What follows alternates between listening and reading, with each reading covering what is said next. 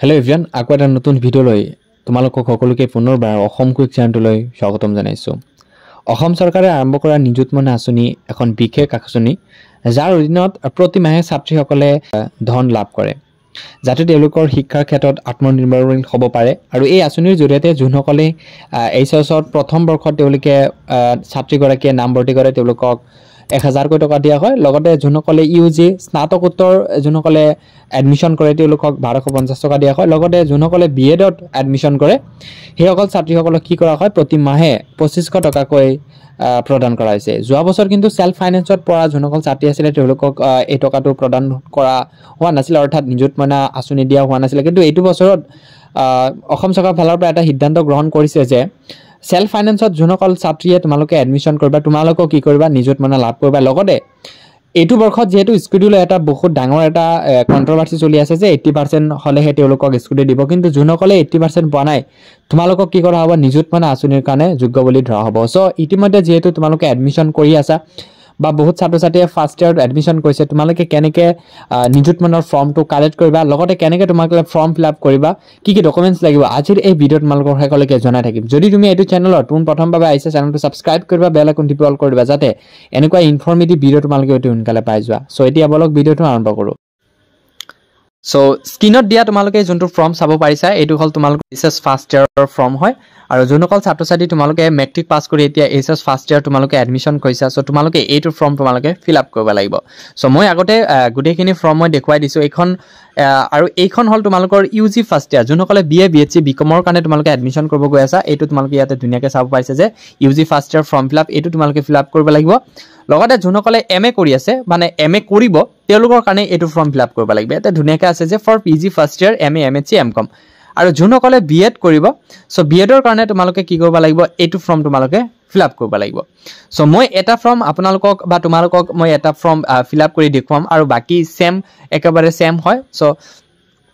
প্ৰথম অৱস্থাত ইয়াতে ধুনিয়াকে লিখা আছে যে মুখ্যমন্ত্ৰী নিযুতমনা স্কিম ইয়াতে প্ৰথমে তোমালোকৰ পাৰ্সোনেল ডিটেইলছ দিব লাগিব আৰু এআৰএন নাম্বাৰ যোনটো তোমালোকে যেতিয়া এছএছ ফাৰ্স্ট ইয়াৰ তোমালোকে দৰ্পণ পৰ্টেলৰ জৰিয়তে যোনটো তোমালোকে এডমিশন কৰিছা এটা ফৰ্ম দিছে সেই ফৰ্মত তোমালোকক এআৰএন নাম্বাৰ এছ পাৰ দৰ্পণ ইয়াতে ধুনিয়াকে মেনশন কৰা আছে যে এছ পাৰ দৰ্পণত আছে তোমালোকক এআৰএন নাম্বাৰ আৰু এআৰএন নাম্বাৰটো ইয়াতে ধুনিয়াকে কি কৰিবা বহাই দিবা। সো বহাই দিয়াৰ পিছত তোমালোকে অলপ স্ক্ৰল ডাউন হ'বা অলপ স্ক্ৰল ডাউন হ'লে পাৰ্সোনেল ডিটেইলছত তোমালোকে কি কৰিব লাগিব এই যোনটো এক নম্বৰত আছে name of da student so এই তোমালোকৰ নামটো তোমালোকে কি কৰিবা ক্যাপিটেল লেটাৰ তোমালোকে বহাই দিবা। তাৰ পিছত মেৰিটিয়েল ষ্টেটাস তোমালোকে সিঙ্গেল হয় না অবিয়াসলি তোমালোকে সিঙ্গেল হ'বা সো সিঙ্গেল হলে তোমালোকে সিঙ্গেল দিব লাগে মেৰিট হলে কিন্তু তোমালোকক নিদিয়ে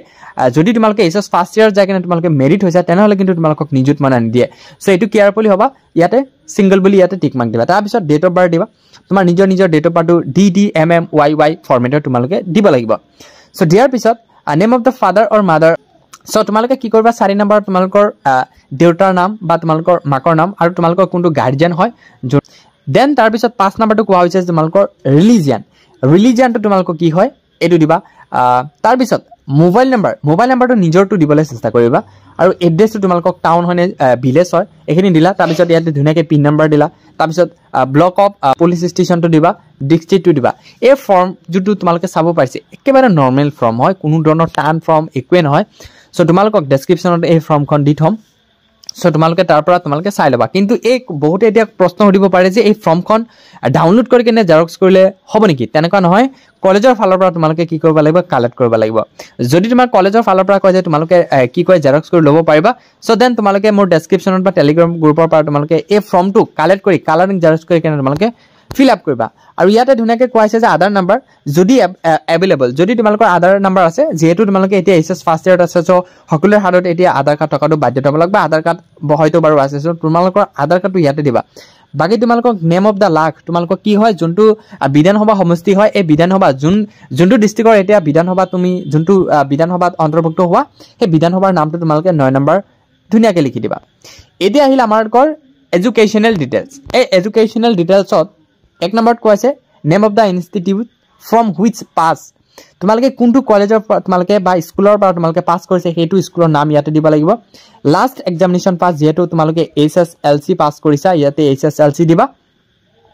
এন্ড তাৰ পিছত কোনটো ইয়াৰত অবভিয়াছলি তোমালোকে 2025 এণ্ড ৰোল নাম্বাৰটো দিবা আৰু name of the institute currently enrolled যোনটো কলেজত তোমালোকে এনৰল কৰিছা মানে এডমিশ্যন কৰিছে সেই কলেজৰ নামটো ইয়াতে তোমালোকে ধুনীয়াকৈ বহাই দিব লাগিব এতিয়া আহিল মেইন কাম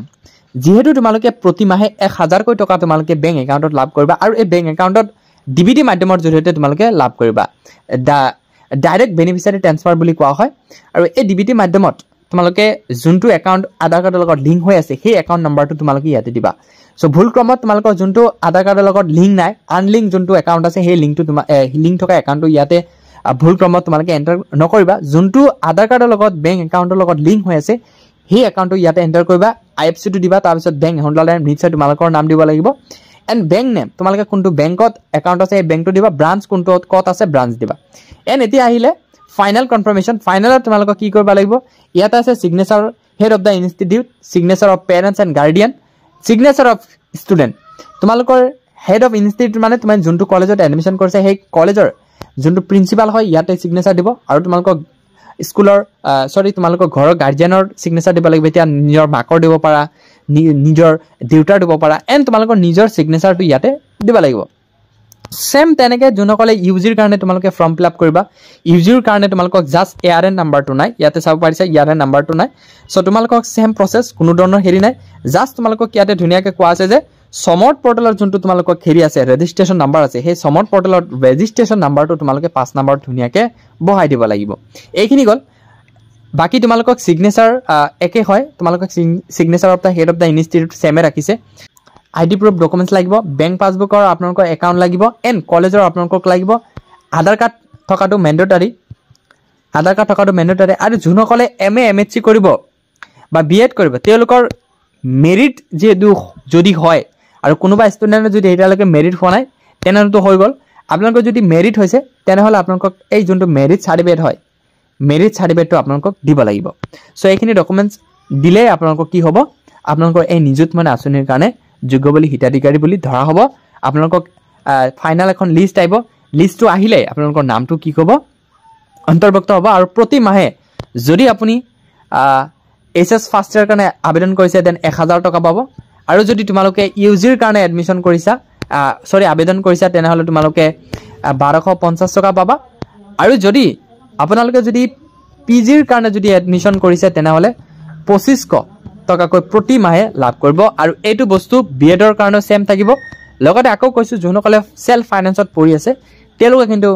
এইটো বছৰত নিযুত মইনা আঁচনিৰ কাৰণে আবেদন কৰিব পাৰিব আশা কৰোঁ ভিডিঅ'টো আপোনালোকে সম্পূৰ্ণভাৱে চাইছে আৰু লগতে বুজি পাইছে যদি ইয়াৰ উপৰি যদি কিবা আছে দেন কমেণ্ট বক্সত নিশ্চয় জনাব ধন্যবাদ